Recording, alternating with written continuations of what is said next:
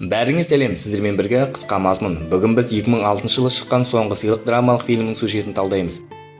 Хорват Ред Стивенс қайтыс болады. Тед Гамильтон жаңалыққа сабырмен жауап береді. Ол оған таң қалмайды. Ол мисс Гастингс көмекшісінен отбасы мен бизнес серіктестеріне хабарлауды сұрайды. Марқұмның ұлдары жерлеу рәсімінде сыртта жаңбыр жауып тұрғаны ренжулі.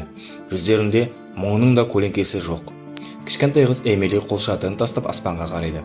Анасы ауырып қалмас үшін қолшатырды қайтадан ашуын өтінеді. Келе жатқан көліктен Джейсон шығады. Ол қара көзілдірікте және тістеріндегі темекімен өте керемет көрінетініне сенімді. Қыз оны көріп қуанады. Анасы жігітке кешіп қалдың дейді. Жігіт қайда дейді. Гамильтон кездесу бөлмесіне кіреді және оның іскер серіктестері мен досының қайтыс болуына байланысты көңіл айтады. Оның сөзін Редтің үлкен ұлы өсиетті естуге шыдамы жетпей отырған Билл бөледі. Ол $600 миллион тұратын үлкен компанияны алуды меңзейді. Компания Биллге өсиет етілген екен. Бірақ ол әкесінің көзі тірісінде ұйымның қызметіне атсалыспағаны оны кеңес басқаратынын жазады. Ұлы қорланған және кемсітілген. Джейсон осы уақыт бойы дәлізде күтіп отырды. Миллионер қызына 4000 гектар сиыр фермасын мұра етіп қалдырады. Екінші жылы күткенін ала алмағандықтан ол залдан ашуланып шығып кетеді. Реттің келіні қазір тұрып жатқан зәулім үйді және өмірінің соңына дейін сенімділік қорын алады. Өкінішке орай әйелі үшін үй құқығы Гамильтонның қолында қалады. Тед Джейсонды залға шақырады. Ол атасы оған ештеңе қалдырмағанына сенімді. Жігіттің мұрасы сол жұмбақ дискілер. Өкінгір видеоны қосады, онда Ред немересіне басқа туыстарын білдіргендей жігітті ақшамен білдіргісі келмейтінін айтады. Сондықтан қарт Джейсонға оның соңғы сыйлыққа апаратын бірнеше сыйлықтарын қалдырады. Егер тапсырманы орындау немересінің қолынан келмесе, онда ол ештеңе алмайтынын ескертеді. Тапсырмаларды Гамильтон растауы керек. Ертең таңғы 7-де немересі Техасқа ұшуы керек. Джейсон өзінің бәрін тартып алған атасының ойындарын ұнатпайды. Жігіт балағаттап есікті қатты тарс жауып кетіп қалады. Джейсон өзінің сүйіктісі Каланға атасының жұмбақ сыйлығын алу үшін Техасқа ұшу керек екенін айтады. Бірақ ол барғысы келмейді. Ред оның өмірін құртты. Қыз жігітке атасы оның өмірі бойы сенімгерлік қорын қамтамасыз етсе де артық ақша ешқашан зиян тигізбейтінін айтады. Таңертең ол мотоциклмен әуежайға келеді. Джейсон бірнеше ережелерді бұзғандықтан артынан іле сала жол полициясы келеді. Ол мисс Гастингстен билет алады. Тіпті билетті ашып қарамаса әдеті бойынша бизнес классқа отырады. Дегенмен стюарт жолаушының орны ұшақ салонында екенін айтады. Джейсонды әуежайда газ күтіп алды. Ол жігіттің өмірінде бір күнде де жұмыс істемегенін түсініп жымияды. Жолда қария жігітке атасының өте еңбекқор адам болғанын айтады. Жігіт олардың жарты сағат бойы газдың иелігінде келе жатқанын естігенде таң қалады. Үйге келген иесі таңғы ас таңертеңгі 5-те екенін айтады. Джейсон сыйлық туралы сұрайды. Оған қарт тек жымияды. Джейсонға тозақ осылай көрінеді. Қонақ таңғы асқа уақытында келмегендіктен үй иесі бөлмеге кіріп, оны электрошокермен шошытып оятады. Газ бен жігіт екеуі бағаналарды қалай қазатынын көрсететін жерге келеді. Дегенмен ол жалқау, күні бойы жатып, ұялы желі сигналын ұстауға әрекетті сәтсіз болады. Келесі күні иесі Джейсонды тағы да далаға қалдырады және ол кешке бағандарды орнатқаны үшін өзіне риза екенін көреді. Газ бағаналарды көлікке байлап, сәл қозғалған соң барлығын суырып алады. Джейсон тракторға мініп сигналды ұстайды және ол құрбысына атасы жерде мұра ретінде қалдырғанын айтады, бірақ анығын білмейді. Жігіт сыйлықты алу үшін тапсырманы орындау керек екенін түсінеді. Сондықтан Джейсон таңнан кешке дейін бір ай қатты жұмыс істейді және бағандарды түп-түзу орнатады. Қарт оған жұмыстың аяқталғанын айтып, алып кетуге келгенін айтқанда, ол жұмысты соңына дейін бітіргенді қалайтынын айтады. Үй иесі қонақты әуежайға алып барады және Джейсонға ол дәл солай еңбектенсе кез келген нәрсеге қол жеткізе алатынын айтады. Жігіт сыйлық туралы сұрағанын қайталайды. Бірақ газ тағы да күлімсіреп көлікпен кетіп қала береді. Джейсон қайтып келгенде ол бір ай бойы қолмен жұмыс істеуге мәжбүр болғанын таң қалады. Гамильтон бұл жұмыстың сыйы деп жауап береді және шығып кетеді.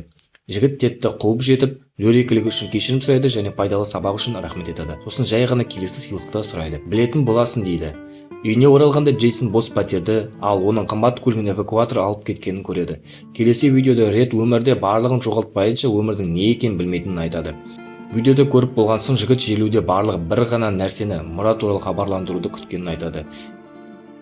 Келесі тапсырманың шарты айдың соңына дейін бір шынайы досымен оралу болып табылады. Джейсон Каланды жоғары деңгейлі мейрамханаға шақырады және қымбат шарапқа тапсырыс береді. Қызы оған ұсыныс жасағысы келеді деп ойлайды, бірақ оның орнына пәтері жөнделіп жатыр деп сылтауратып, жігіт онымен бірге тұруды сұрайды. Даяршы клиенттің картасында ақша жоқ екенін айтады. Содан кейін Джейсон Алланның есепшотты төлеуді сұрайды. Қыз ашуланып кетіп қалады. Джейсон достарының ешқайсысы оның бірнеше күнге кіргізуге келіспейтінін таң қалады. Тіпті анасы да бас тартады. Өйткені Гамильтон әйелге мұрадан үлесін жоғалтуы мүмкін екенін ескертті. Жігіт бассейнде оянады. Оны қызметші қуып жібереді. Мүлдем адасып саябақтағы орындыққа отырады. Бірақ бомж бұл оның орындығы екенін айтады. Баспанасыдан бұл азат ел, оған әркімнің де құқығы тең деп мәлімдейді. Жігіт бұлай емес, бұл жерде әрбір ұсақ-түйек ақша керек деп жауап береді. Екеуі тиын лақтыруға келіседі. Бірақ олардың қалталары бос. Эмили келіп оларға тиын береді. Бірақ бомж тиынмен бірге қашып кетеді. Қыз жігітті жерлеуде көргенін есіне алады.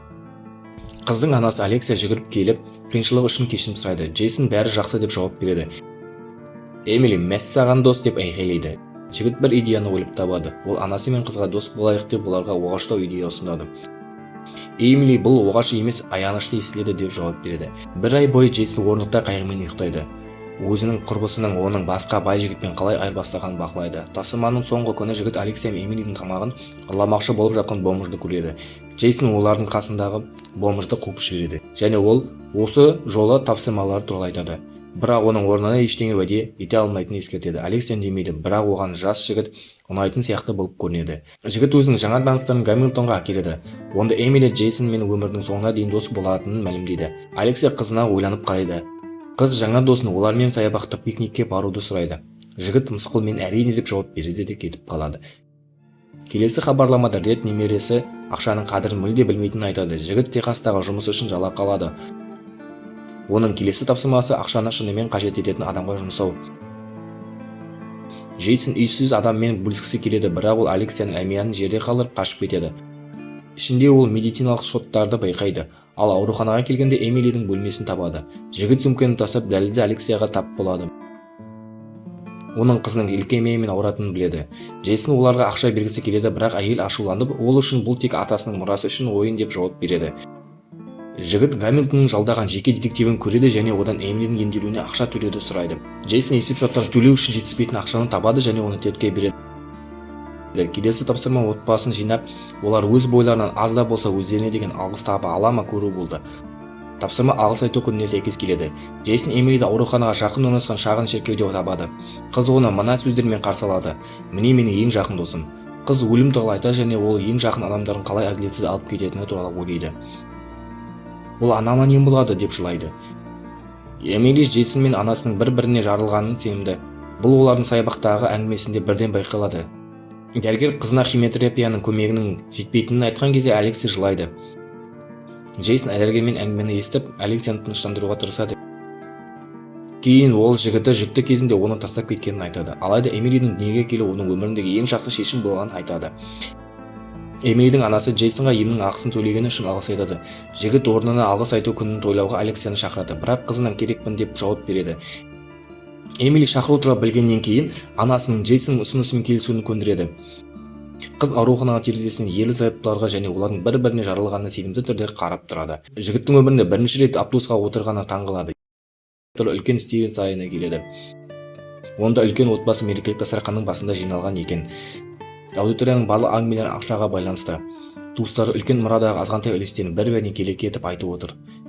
Өсиетте көрсетілмеген үлкен үлесті кім алды деп таң қалады.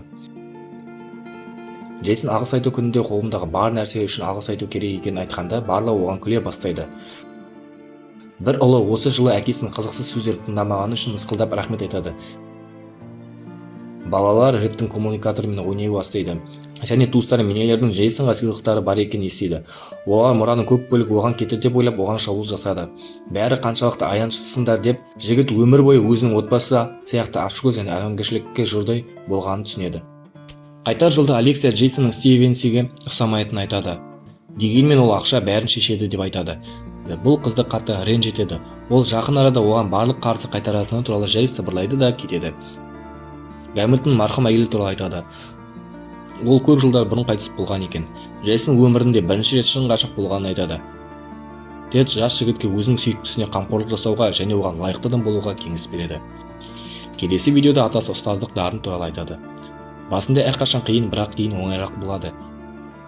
Ендігі міндет немересі мүлде шықсы келмейтін шетелге шығу болды. Эмили Джейсонның анасымен ұрысып қалғанын ренжіді. Дегенмен ол досына Рождествоға дейін қайтып келуін сұрайды. Жігіт оңтүстік Америкаға атасы негізін қалаған кітапханаға ұшады.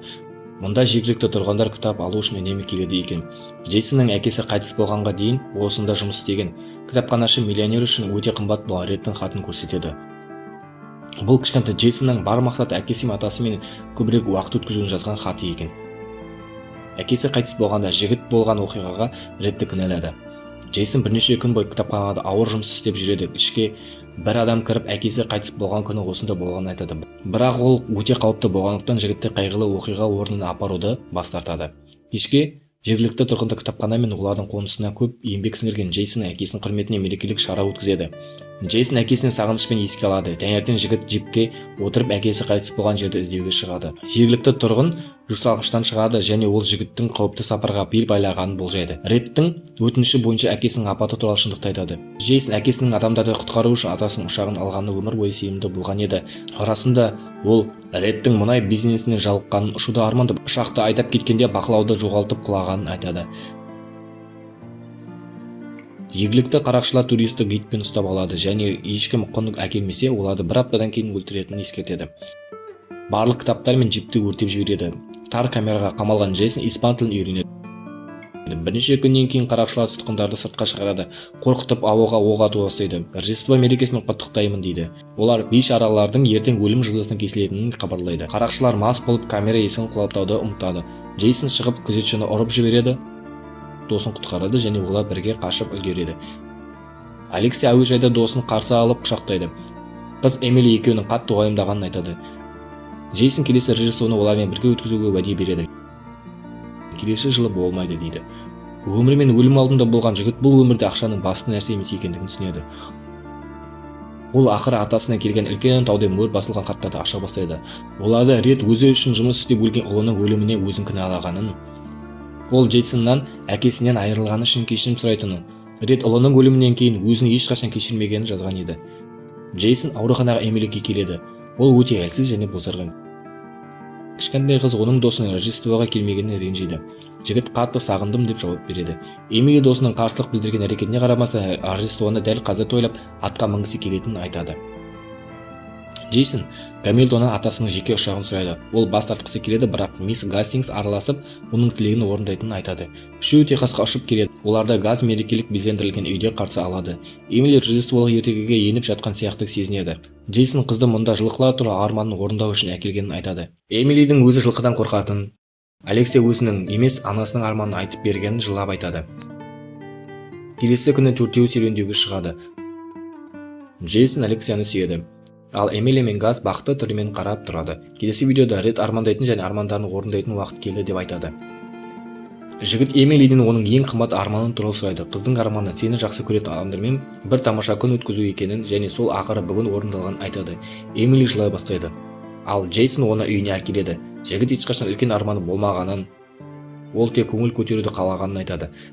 Қыз досына арманын орындағаны үшін алғыс айтады. Ол анасына қарап, қолына ештеңе болмаса да Алексейдің қасында жеңімпаз болатынын айтады. Джейсон Гамильтонға және компания басқармасынан соңғы айларда өмірі туралы қаншалықты көп білгені туралы сөз сөйлейді.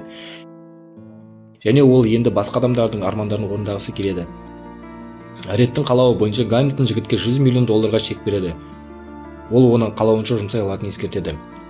Джейсон таңғалады, ол басқа сыйлық күткен еді. Мисс Гастингс, сіз жаңа ғана басқа адамға айналдыңыз дейді. Жігіт көп жұмыс істейді. Енді ода үлкен арман болады. Оны жүзеге асырудың уақыты келеді. Ол кеңесте бөлек бөлмелерде отбасылармен бірге тұратын аурухана идеясын ұсынады. Жобаның жалпы құны $350 миллион құрайды. Жігіт бірден $100 миллион сонда салуға дайын екенін білдіреді. Кеңес жетіспейтін ақшаны қосуы керек екенін, өйткені олар Редпен жұмыс істеу арқылы керемет соманы тапқанын айтады. Гамильтон жастардың идеясымен келіседі. Алексейға қоңырау шалынады. Ол бірден презентациядан шығып кетеді және Джейсон оның артынан жүгіреді. Алексей Эмилидің палатасына жылап кіреді. Ол қайтыс болған екен. Ол қызының презентацияға баруды өтінгенін, сол себепті қасында бола алмағанын айтады. Екеуі Эмили баратын шіркеуге келеді. Көп ұзамай мэр Эмилидің үйін ашады. Джейсонның жобасына рұқсат береді. Гамильтон жігітті кеңсесіне апарып жеке детективтің түсірілімін көрсетеді. Онда Джейсон ауруханаға ақысын төлеу үшін жетіспейтін $100 заңсыз тапқанын көрсетеді. Жігіт мына жазбаға қарап жымияды. Гамильтон Редтің соңғы видеосын қонаққа ойнатады. Атасы немересі мақтан тұтатын, ол барлық сынақтардан өтіп қана қоймай, мұраны басқа адамдардың игілігіне пайдалана отырып, одан да көп нәрсеге қол жеткізгенін баяндайды. Ред немересі тірі болғанша өмір сүретінін айтады. Мен сені қатты жақсы көремін деп бір-біріне айтады. Гамильтон Редті соңғы сыйлығын оқиды. Онда қалған $2 миллиард активтерінің барлығын Джейсонға өтетіні баяндалады. Жігіт өз құлағына өзі сенбейді.